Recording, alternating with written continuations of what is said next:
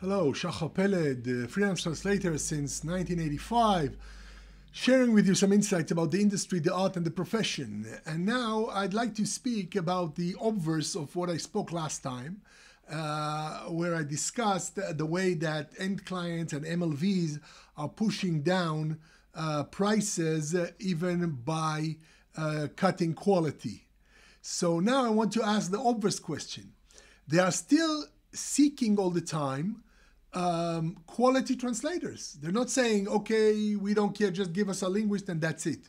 No, they want to find the best translator, even though they are forcing that good translator to work with a machine translation and do all kinds of post-editing silly stuff. So let's look at the word. I wrote some notes here. So what are the forces that still push these budget conscious end users to seek professional linguists?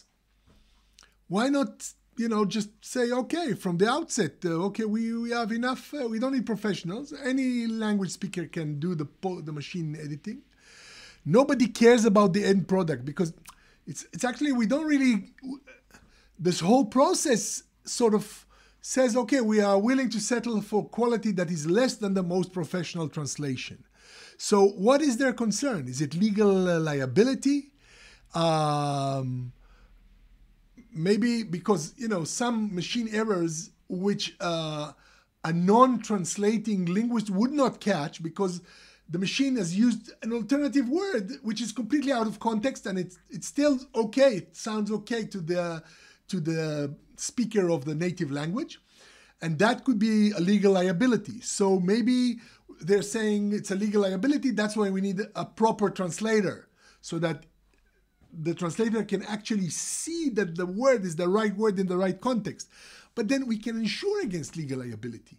So why do we need a translator? We can insure against such errors and use the less proficient linguists.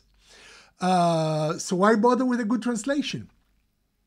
So perhaps it's a matter of image. Why do they need good translators? Because if you get something botched, and the reader, the ultimate user of the translation, not the client, but the client of the client, and he or she gets this manual and he says, what's this? I don't understand what they want.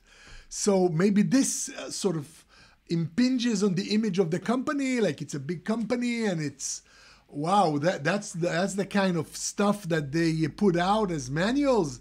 Very bad name, very bad reputation. But maybe that too isn't really, because is the company really sullied by subpar text?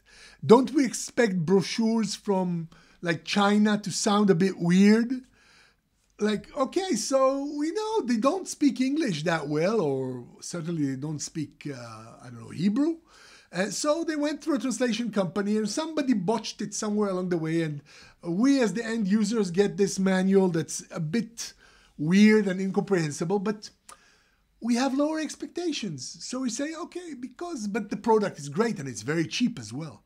So perhaps the whole industry can really do away with a quality translation.